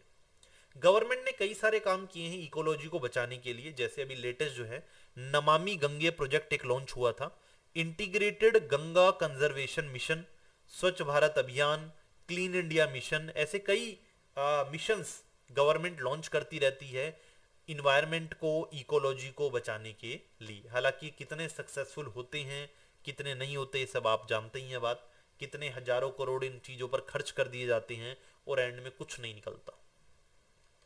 उसके बाद एक चिपको मूवमेंट की नीचे पूरी स्टोरी दी हुई है, तो आप इसे पढ़ सकते हैं, केस बेस्ड स्टडी की फॉर्म में आ सकता है। ठीक है, पूरी स्टोरी मैंने दे दी है। इसमें जो एक जो मेन ऑर्गेनाइजेशन थी जो इन औरतों की मदद के लिए आई थी, उसका नाम था दशोली ग्राम स्वराज संघ, DGSS। ये कोऑपरेटिव ऑर्गेनाइजेशन थी जो इन महिलाओं की मदद के लिए आई थी। इन महिलाओं की जो लड़ाई थी वो किससे थी? कॉन्ट्रैक्टर से थी, क्योंकि वो कॉन्ट्रैक्टर, गवर्नमेंट ने उन्हें कॉन्ट्रैक्टर को कॉन्ट्रैक्ट दिया था इन पेड़ों को गिराने का। ठीक है, उसे पूरा ऑप्शन में मिला था ये, तो वो है। ये सब जब हो रहा था तो एक छोटी बच्ची ने उन्हें स्पॉट किया, उन्होंने जाके गांव में बताया उस बच्ची ने, और गौरा देवी जो गांव की महिला, हेड महिला थी, उसने सब लोगों को इकट्ठा किया और वहां पहुंच गए उनके खिलाफ। हालांकि उन्हें बहुत गालियां दी जो वहां पे लेबर आई थी जो पेड़ काटने के लिए, है ना, खतरे, थ्रेट्स भी दिए गए, बट उसके बावजूद वो महिलाएं वहां से हटी नहीं। उन्होंने हिम्मत दिखाई, उन्होंने कहा भाई हम यहाँ से नहीं जाएंगे, यही हमारा घर है। ठीक है, आज के टाइम में क्योंकि ग्लोबल नेटवर्क है तो बहुत आसानी से एनजीओस के जरिए, रिलीजियस ग्रुप्स के जरिए, human right association, environmental activist के जरिए चीजें बहुत तेजी से फैल जाती हैं। ब्राजील में अगर अमेजोन फॉरेस्ट को कोई खतरा है तो पूरी दुनिया के सोशल मीडिया यूजर उसके खिलाफ हो जाते। ठीक है ना, तो ये बात है। उसके अलावा WTO है, जैसे WTO अगर कुछ गलत कर रहा है तो आज के टाइम में पूरी दुनिया उसके खिलाफ प्रोटेस्ट कर रही है। ठीक है, और आपको पता भी होगा WTO ने 2001 में उनकी एक मीटिंग हुई थी सिएटल में, जिसके खिलाफ पब्लिक ने बहुत ज्यादा विरोध दिखाया था, क्योंकि WTO पर यह इल्जाम लगता है कि WTO अनफेयर ट्रेड प्रैक्टिसेस को बढ़ावा देती है। उसे देना चाहिए फेयर ट्रेड प्रैक्टिसेस को, बट एक्चुअल में वो डेवलप्ड कंट्रीज के दबाव में रहती है। कौन? WTO। ठीक है, तो इकोलॉजिकल मूवमेंट समझ गए होंगे आप, केस बेस्ड स्टडी आप पढ़ लेना, आसानी से आपको समझ आ जाएगी। मेन मुद्दा मैंने आपको बता दिया है। अब दूसरी है पीजेंट मूवमेंट। एक हो गया इकोलॉजिकल मूवमेंट, अब आ गए पीजेंट मूवमेंट पे। पीजेंट की लड़ाई किससे होगी? लैंडलॉर्ड से। ठीक है, तो कई मूवमेंट हुई, जैसे बंगाल रिवोल्ट 1859 से 62, ये इंडिगो प्लांटेशन सिस्टम के खिलाफ विरोध था। इंडिगो क्या होता है? नील की खेती। नील की खेती ये बेसिकली डाई होती है जो कपड़ों को रंगने के लिए इस्तेमाल की जाती है, और ब्रिटिशर ये उगवाते थे क्योंकि उनके वहां पर इंडस्ट्रियल रेवोल्यूशन चल रहा था, उनके वहां कपड़ा बन रहा था, उस कपड़े में जो रंग लगना था उस रंग की खेती यहां पर हो रही थी, इंडिगो की खेती यहां हो रही थी। इसके अलावा डेक्कन राइट्स दंगे किसके खिलाफ? मनी लेंडर्स के खिलाफ, जो लोग पैसा देते हैं उधारी पर। ठीक है, उनके खिलाफ 1857 में। गांधी के टाइम की अगर हम बात करें तो गांधी के टाइम पर भी कई सारे ऐसे आंदोलन हुए पीजेंट्स को लेके, गांधी ने खुद किए, है ना, जैसे चंपारण सत्याग्रह जो इंडिगो प्लांटेशन वर्कर्स जो थे उनके लिए था, सपोर्ट में था। बारदोली सत्याग्रह जो एक नॉन टैक्स कैंपेन था, पीजेंट्स ने कहा भाई हम टैक्स पे नहीं कर सकते, हमारी फसल कोई बहुत अच्छी हुई नहीं है, तो उसके खिलाफ था ये। 1920s में फॉरेस्ट पॉलिसीज जो ब्रिटिशर लेके आए थे उनके खिलाफ, लोकल जो राजा थे उनके खिलाफ ऐसी मूवमेंट हुई लोगों की। पीजेंट ऑर्गेनाइजेशन कई सारी बनी, जैसे बिहार प्रोविंशियल किसान सभा, ऑल इंडिया किसान सभा। ठीक है, ऐसी ये सभा बनी। इनका मकसद क्या था? इनका मकसद वही था पीजेंट वर्कर के लिए काम करना, या जो भी एक्सप्लॉइटेड क्लास हैं उनके लिए काम करना। उसके अलावा एक फेमस मूवमेंट है बड़ी, जिसका नाम है तहभागा मूवमेंट। तहभागा मूवमेंट ये ज्यादातर कहां हुई? नॉर्थ बिहार और बंगाल में हुई। किस लिए हुई? शेयर क्रॉपर जिन्होंने कहा भाई पहले हाफ हाफ होता था हमारे बीच में कि भाई हाफ जिसकी जमीन है उसे मिलेगा और हाफ हमें मिलेगा, हम ये नहीं चाहते। हम चाहते हैं 2/3 हमें मिले और 1/3 उसको जाए जिसकी जमीन है। ठीक है, क्योंकि फसल में भाई बहुत ज्यादा रिस्क भी है। ठीक है, इसे किसान सभाओं ने और कम्युनिस्ट पार्टी ने सपोर्ट किया था। तहभागा मूवमेंट बड़ी फेमस है ये। ठीक है, आजादी के टाइम की बात है। तेलंगाना मूवमेंट, इसमें जो हैदराबाद का राजा था निजाम, उसके खिलाफ थी ये मूवमेंट देखा जाए तो। ठीक है, और क्योंकि जो तेलंगाना के किसान थे वो बड़े बुरे हालात में थे, तो उन्होंने वहां के निजाम के खिलाफ मूवमेंट किए और इसे सीपीआई ने लेड किया। न्यू फार्मर मूवमेंट जो 1970s में पंजाब और तमिलनाडु के किसानों ने की, ये एक नॉन पार्टी आंदोलन था, किसी पार्टी से एफिलिएटेड नहीं था। इसमें फार्मर वर्सेस पीजेंट का ये मुद्दा था, जहां पर फार्मर जो थे वो मार्केट में इन्वॉल्व होना चाहते थे। वो अपने आप को कमोडिटी प्रोड्यूसर के तौर पे, परचेजर के तौर पर देख रहे थे, ना कि ट्रेडिशनल पीजेंट के तौर पर। यानी कि अब वो अपनी भूमिका से बाहर आना चाहते थे। अब वो चाहते थे हमें और बड़ा रोल मिले अपनी प्रोडक्ट को लेके, अपने जो फसल हम उगा रहे हैं उसको लेके। ठीक है, ज्यादातर ये जो आंदोलन है ये एंटी स्टेट होते हैं, स्टेट के खिलाफ होते हैं, शहरों के खिलाफ होते हैं। ज्यादातर ये प्राइस को लेके फोकस होते हैं। इनके जो इशू होते हैं वो प्राइस को लेके, टैक्स को लेके, लोन ना दे पाने को लेके मूवमेंट होते हैं। ठीक है, ज्यादातर ये लोग क्या करते हैं, किसी रोड को ब्लॉक कर दिया, रेलवे को ब्लॉक कर दिया, किसी पॉलिटिशियन को गांव में नहीं आने दिया, ब्यूरोक्रेट को गांव में नहीं आने दिया। इस तरह से ये लोग अपना आंदोलन करते हैं या अपनी नाराजगी जाहिर करते हैं। तो आप लोग चाहें तो ये केस वे स्टडी पढ़ सकते हैं, नक्सलबाड़ी पीजेंट वाली। मोटा मोटा आपको बता देता हूं। बंगाल में एक जगह है नक्सलबाड़ी, जहां पर जो पीजेंट्स हैं उन्होंने एक पूरा मूवमेंट किया और उन्होंने हाथों में हथियार उठा लिए जब उनकी बात नहीं सुनी गई सरकार के खिलाफ। क्योंकि उन्हें लगता है कि सरकार से जो हमें मदद मिलनी चाहिए थी वो मदद हमें नहीं मिली। ठीक है, और ये एक बहुत बड़ा मूवमेंट है। इसकी सिर्फ बंगाल में नहीं, बिहार में, उड़ीसा में, आंध्रा में, कई जगहों पर ये मूवमेंट जो है ये फैल चुका है और इससे बहुत जाने भी गई हैं। क्योंकि इसमें सरकार की जो आर्म्ड फोर्सेस हैं वो और ये जो नक्सलाइट है इनके बीच में लगातार लड़ाइयां होती रही है। It's a militant struggle. ठीक है, इसमें 15 से 20 हजार पीजेंट्स ने एनरोल किया था। ठीक है, और बहुत एक कह सकते हो कि ऐसा होना नहीं चाहिए एक डेमोक्रेटिक कंट्री के अंदर, बट ऐसा हुआ क्योंकि शायद हमने समाज के कुछ लोगों को ज्यादा ही एक्सप्लॉइट कर लिया, इतना ज्यादा दबा दिया कि उनके पास अब कोई ऑप्शन नहीं बचा कि बस लड़े वो, चाहे वो फिर उन्हें लड़ने के लिए तीर कमान से लड़ना पड़े, भालों से लड़ना पड़े, बट उन लोगों ने अपनी लड़ाई लड़ी। ठीक है, आज के टाइम में तो बेटर है चीजें, तो सरकार इन्हें कह रही है कि आप वापस अपनी नॉर्मल जिंदगी में आ जाइए, हम आपको हर तरह की मदद करने को भी तैयार हैं। ठीक है, तो यही है। इसके अलावा आंध्र प्रदेश में गुरिल्ला मूवमेंट, गुरिल्ला मूवमेंट भी कुछ इसी तरह की मूवमेंट है। गुरिल्ला टैक्टिक एक टैक्टिक होती है जिसमें आप छुप के लड़ते हो। ज्यादातर ये पहाड़ों पे, जंगलों में, है ना, नदियों में, ऐसी जगहों पर लड़ाई होती है जहां पर, क्योंकि ये लोग वहीं के होते हैं तो इनके लिए छुपना आसान है उन जगहों में। ये लोग उन जगहों की पाई पाई जानते हैं, तो ऐसी जगहों पर रह के ये लोग लड़ाई लड़ते हैं। ठीक है, तो आप इसको भी अच्छे से पढ़ सकते हैं। ये लोग ज्यादातर जो ये एक्चुअली ये लड़ाई जो है ना, ये कहीं ना कहीं जो लोग प्लेन में रहते हैं वो और जो लोग पहाड़ों पे रहते हैं वो, उनके बीच की लड़ाई है। जो पहाड़ के लोग हैं वो नीचे आके जो है रेड करते हैं और फसल वसल जो है वो ले जाते हैं वहां से। ठीक है, सीज करके बहुत सारी, तो उनके बीच की लड़ाई है। तो आप केस बेस्ड स्टडी को जरूर पढ़िए, कई बार पेपर के अंदर केस बेस्ड स्टडी आपको देखने को मिल जाती है। अब आते हैं वर्कर मूवमेंट पर। अब देखिए वर्कर्स की लड़ाई किससे होगी? वर्कर्स की लड़ाई होगी अपनी फैक्ट्री के मालिक से। ठीक है, तो इंडिया में फैक्ट्रियां शुरू हुई 1860 से। फैक्ट्रियां बनी कलकत्ता के अंदर जो एक पोर्ट सिटी थी जहां से माल ले जाया जा सके। बॉम्बे में बनी, बॉम्बे भी एक पोर्ट सिटी है। ठीक है, तो यहां से रॉ मटेरियल को एक्सपोर्ट किया जाता था और जो बना बनाया मटेरियल है, फिनिश्ड गुड है, उसे इंपोर्ट किया जाता था। बाद में चेन्नई में भी ये बनी, और ये तीनों जगह आप देखेंगे कि ये समुद्र के पास है तो सामान को ले जाना आसान है। इंडिया में आसाम में टी प्लांटेशन शुरू हुई 1839 में। लेबर बहुत चीपली मिलती थी और गवर्नमेंट के द्वारा अनरेगुलेटेड थी। ठीक है, तो कई बार प्रोटेस्ट हुए, जैसे 1917 में जब ये प्रोटेस्ट हुए तो बॉम्बे में हुए, कलकत्ता में, मद्रास में, अहमदाबाद में। जैसे बॉम्बे में हुए 30 स्ट्राइक हुई टेक्सटाइल मिल के अंदर लगातार। कलकत्ता में जूट वर्कर ने स्ट्राइक की, कलकत्ता में जूट का काम बहुत है। ठीक है, मद्रास में जो वर्कर्स थे बुचिगम और कार्नेटिक मिल के, ठीक है, उन्होंने वेजिस के बढ़ाने को लेके स्ट्राइक कर दी।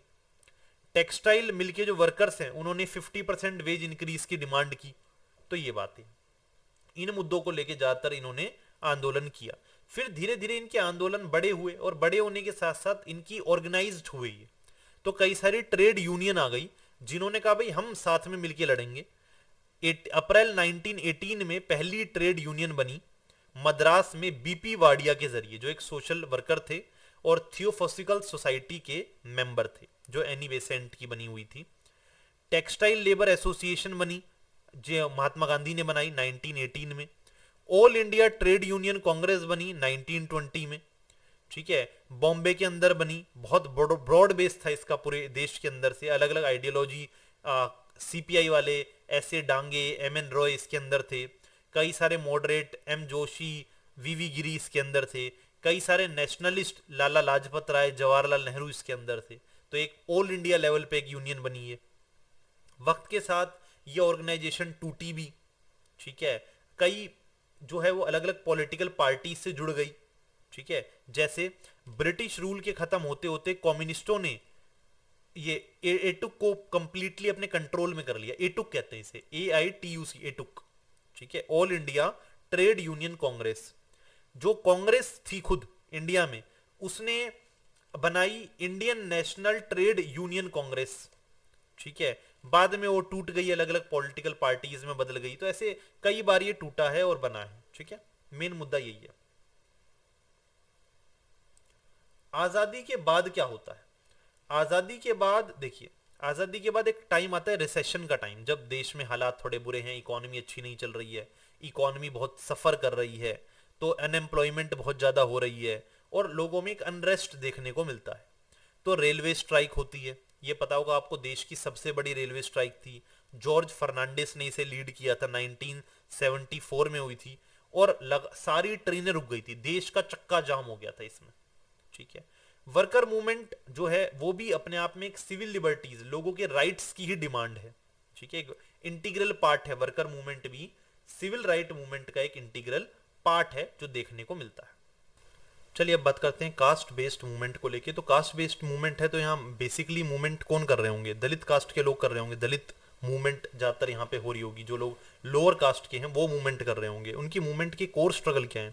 पहला है कि भाई हमें बराबरी दी जाए, रिकॉग्निशन दिया जाए as a fellow human being, कि हम आपके साथ के ही हैं भाई, आपसे अलग नहीं है।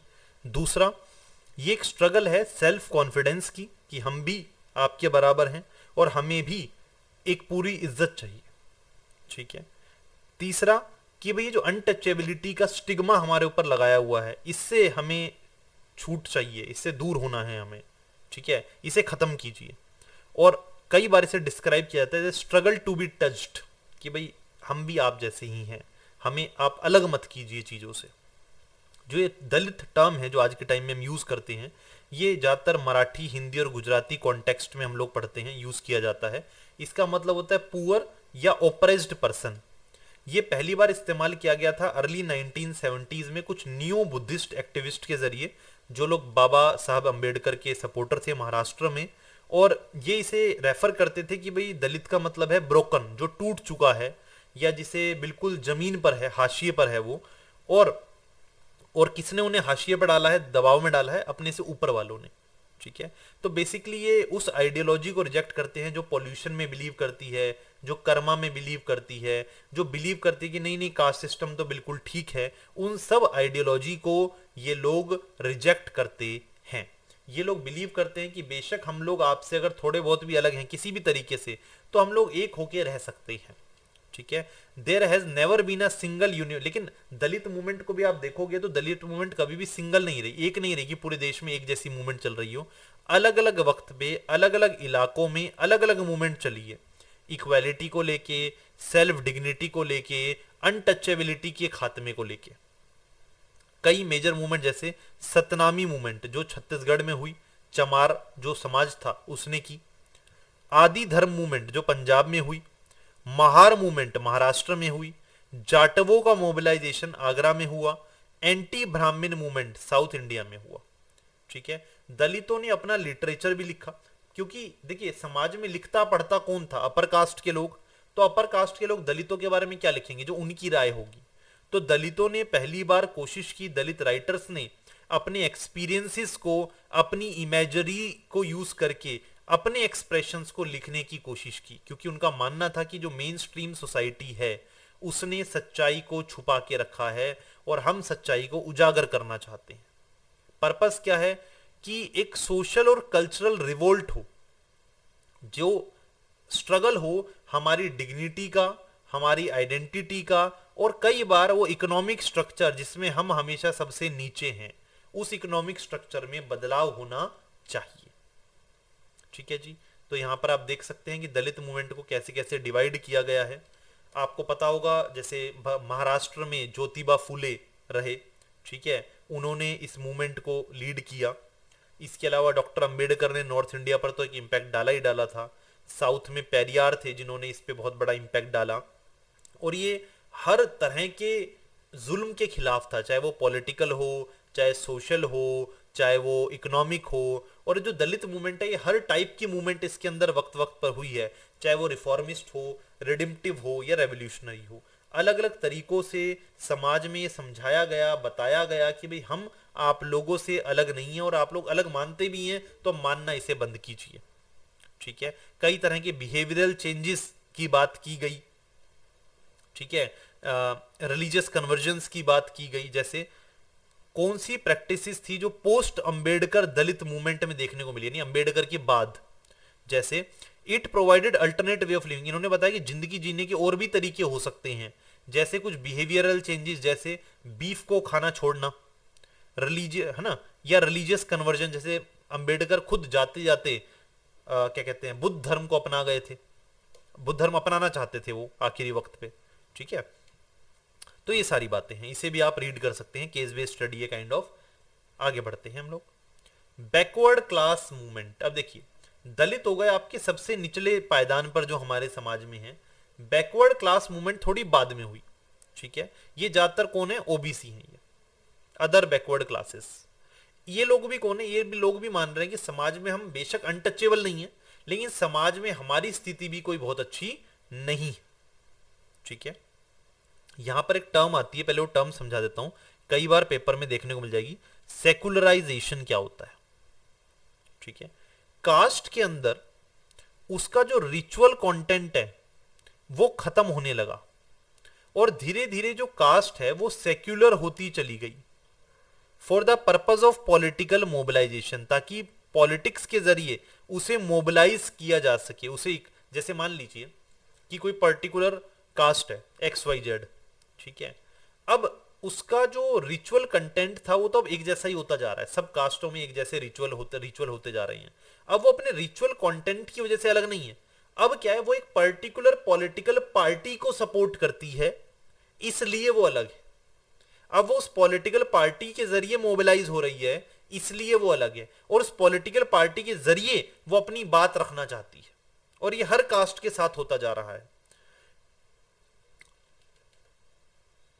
बैकवर्ड क्लास जो शब्द है इसका इस्तेमाल अलग अलग टाइम पर हुआ, जैसे मद्रास प्रेसिडेंसी में 1872 में हुआ, मैसूर प्रिंसली स्टेट में 1918 में हुआ, बॉम्बे प्रेसिडेंसी में 1925 से इसका इस्तेमाल हो रहा है। तो अलग अलग टाइम पे इस शब्द का इस्तेमाल किया गया।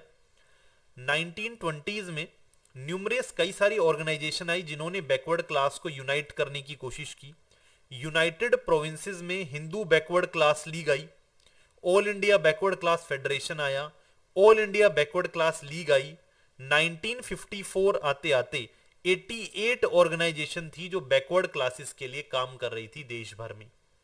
ठीक है, उसके बाद अगेन एक और केस स्टडी है जीबी पंत की और उनकी रिजर्वेशन पॉलिसी को लेके। और आपको पता है आज के टाइम में schedule caste, schedule tribe, OBC और अब तो ईडब्ल्यूएस सबको रिजर्वेशन मिल रही है।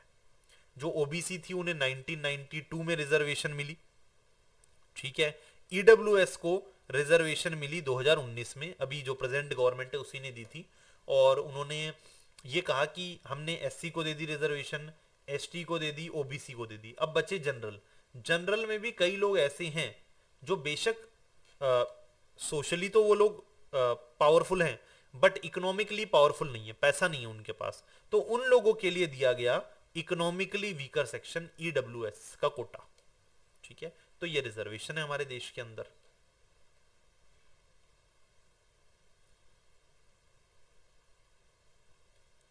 Tribal movement, next movement. अब ट्राइबल की प्रॉब्लम तो हमने सोशियोलॉजी के कई चैप्टर में कवर की है।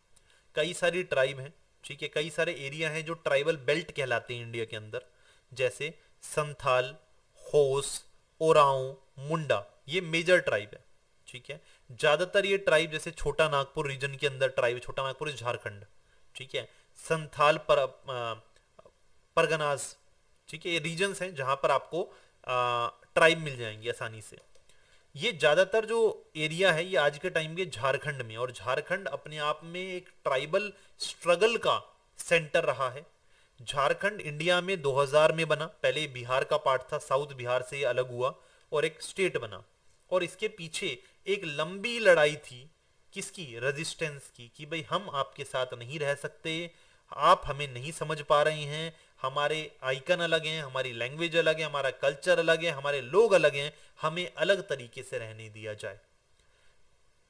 ट्राइबल लोगों के सबसे बड़े नेता बिरसा मुंडा एक चमत्कारी आदिवासी नेता थे जिन्होंने ब्रिटिशर्स के खिलाफ लड़ाइयां लड़ी। इनकी डेथ के बाद ये एक इंपॉर्टेंट आइकन बन गए इस पूरी मूवमेंट के। इनके बारे में स्टोरीज, सॉन्ग्स चलने लगे ऑल ओवर झारखंड। लिटरेसी और कल्चर का क्या रोल रहा, देखिए, जो ये आदिवासी एरिया थे इनके अंदर बहुत सारे क्रिश्चियंस मिशनरी गए इन्हें कन्वर्ट करने के लिए, बट कन्वर्ट करने के साथ साथ इन्होंने इन्हें पढ़ना भी सिखाया। ठीक है, तो वहां से आदिवासी कई बच्चे पढ़ने लगे। उन्होंने, जो पढ़े लिखे आदिवासी थे, उन्होंने रिसर्च करनी शुरू की, उन्होंने अपनी हिस्ट्री को लिखना शुरू किया, अपने मिथ्स को, अपने कल्चरल प्रैक्टिसेस को लिखना शुरू किया, डॉक्यूमेंटेशन करनी शुरू की, जिसने मदद की एक ट्राइबल आइडेंटिटी को बनने में, एक झारखंडी आइडेंटिटी को बनने में। ठीक है, और जो आदिवासी बच्चे पढ़ लिख लिए उन्होंने गवर्नमेंट जॉब की, धीरे धीरे वो लोग मिडिल क्लास में आ गए। ठीक है, उन्होंने एक लीडरशिप प्रोवाइड की बाकी लोगों के लिए। ये जो ग्रुप हैं इन्होंने एक सेपरेट स्टेट की धीरे धीरे डिमांड की, इंडिया के अंदर रह के भी और इंडिया के बाहर से भी, कि भाई हमें हमारे ट्राइबल लोगों के लिए अलग से एक राज्य होना चाहिए। इनके इकोनॉमिक ग्रीवांसेस क्या है और ये डिकू क्या है। डिकू बेसिकली क्या होते हैं, जो माइग्रेंट ट्रेडर्स हैं, मान लो कोई एरिया है जो ट्राइबल एरिया है और वहां पे कोई बाहर से बंदा आया जो वहां पे आके अब ट्रेड कर रहा है, जो ट्रेड कर रहा है या जो पैसे मतलब लैंडिंग कर रहा है, वहां पे लोन पे दे रहा है, उसे क्या कहा गया, डिकू कहा गया, बेसिकली बाहर का आदमी। ठीक है, अब ये जो डिकू हैं इन्हें ट्राइबल लोग नफरत करते हैं। क्यों? इन्हें लगता है कि ये लोग हमारी सारी वेल्थ को हड़प कर गए। ठीक है, और हम जो यहाँ के असली रहने वाले लोग हैं, हम लोग अब मजबूरी में रह रहे हैं और ये लोग आके मजे ले रहे हैं। तो ये इनका मानना है कि जो यहाँ माइनिंग हुई, जो इंडस्ट्रियल प्रोजेक्ट लगे, उसका फायदा इन डिकूस को मिल रहा है, इन बाहरी लोगों को मिल रहा है, और हमें हमारी ही जमीन से दूर किया जा रहा है।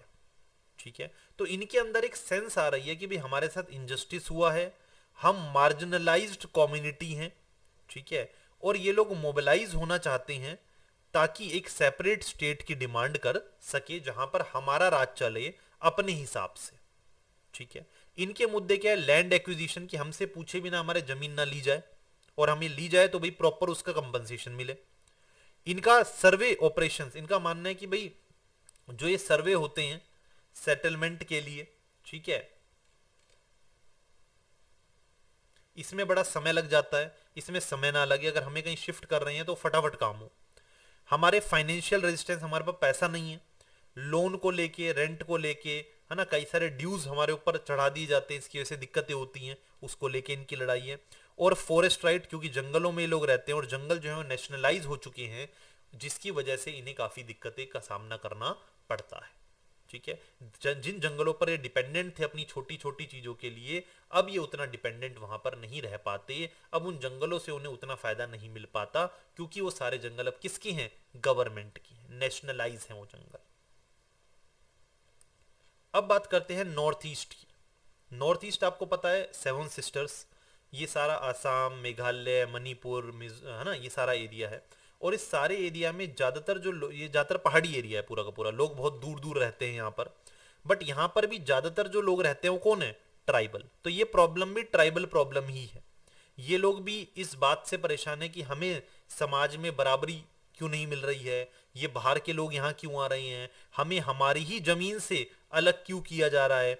इकोलॉजिकल इशू हैं, ये लोग हमारे जंगल काट रहे हैं, हमारी नदियां खराब कर रहे हैं। आइडेंटिटी इशू है कि भाई ये लोग लगातार बाहर से आ रही हैं, जिसकी ये लोग कौन?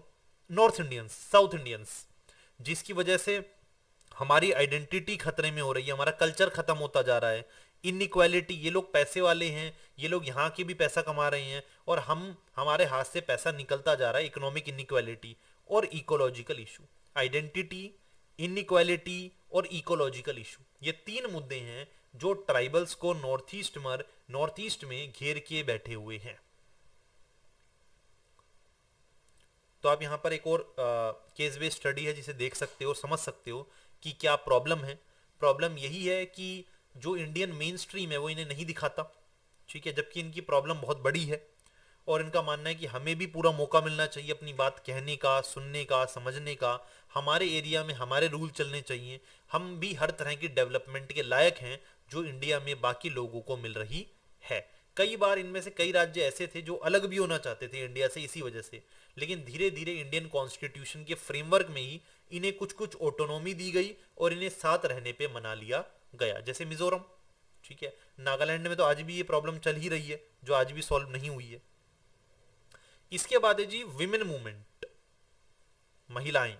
महिलाओं की मूवमेंट एक लंबे टाइम पीरियड तक चली और आज भी चल रही है। बहुत सारी एसोसिएशन बनी, जैसे women India association 1917, national council for women in India 1925, all India women conference 1926। इनका मुद्दा क्या है? विमेन का वेलफेयर करना अलग अलग तरीकों से, इकोनॉमिक लेवल पर, पॉलिटिकल लेवल पर, ठीक है ना। जैसे विमेन की फ्रीडम को नेशनल फ्रीडम से जोड़ा गया। AIWC, all India women Congress conference के अंदर यह मुद्दा रखा गया, कैन द इंडियन मैन और women B free if India is a slave. अगर इंडिया एक गुलाम है तो हम लोग कैसे आजाद रह सकते हैं? तो हम भी गुलाम हैं, विमेन भी गुलाम है।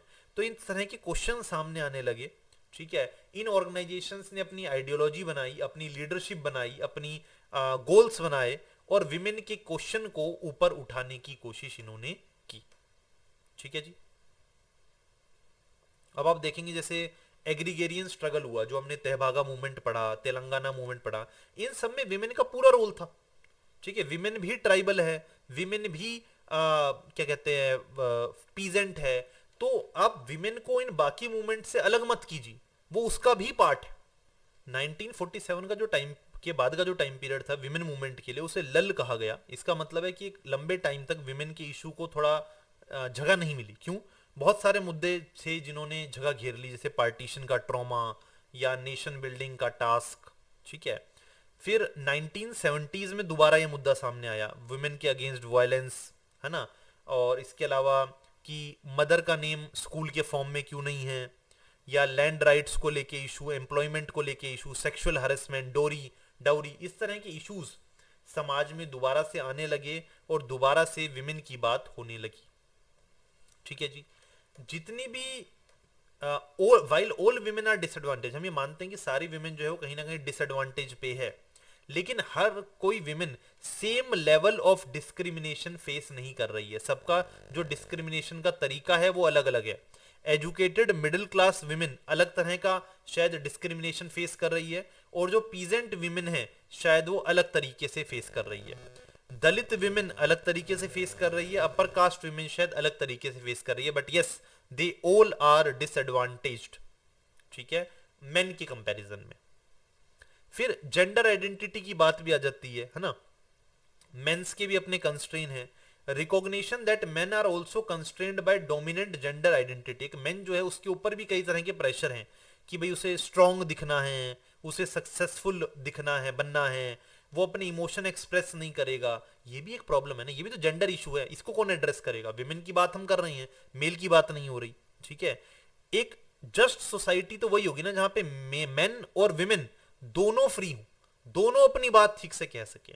तो गवर्नमेंट ने कई इनिशिएटिव बना करे हैं जेंडर इक्वालिटी करने के लिए, जैसे बेटी बचाओ बेटी पढ़ाओ योजना, ठीक है, जहां पर विमेन को ट्राई किया जा रहा है कि उन्हें पढ़ने के लिए मदद किया जाए, है ना। जो फीमेल इन्फेंटिसाइड हो रहा है उसे रोकने की कोशिश की गई। तो एक जेंडर जस्ट सोसाइटी की तरफ हम लोग आगे बढ़ रहे हैं और उसका मेन फोकस है विमेन और सेक्स रेशो को इंप्रूव करना इंडिया में, ताकि मेल और फीमेल की पॉपुलेशन जो है वो बराबर हो पाए। तो आई होप आप लोगों को पूरा चैप्टर समझ में आया होगा। कुछ केस बेस्ड स्टडी मैंने इसमें नहीं कराई है, वो आप खुद करिए, ज्यादा बेटर रहेगा। मैंने उन्हें ऊपर ऊपर से आपको समझा दिया है कि क्या मुद्दा है। फिर भी आपको कोई बात नहीं समझ में आ रही तो मुझे कमेंट सेक्शन बताइए, उसके लेके एक पर्टिकुलर अलग से वीडियो बना देंगे, कोई ऐसी बात नहीं है। तो तब तक के लिए बाय बाय। मैं पूरा सिलेबस आपको सोशियोलॉजी का करा चुका हूँ। इसके बाद मौका लगेगा तो कुछ इंपॉर्टेंट क्वेश्चंस की सीरीज में लेके जरूर आऊंगा। और तब तक के लिए बाय बाय। अपनी बोर्ड एग्जाम्स की तैयारी कीजिए। Thank you so much. This was Sachin Bansal signing off.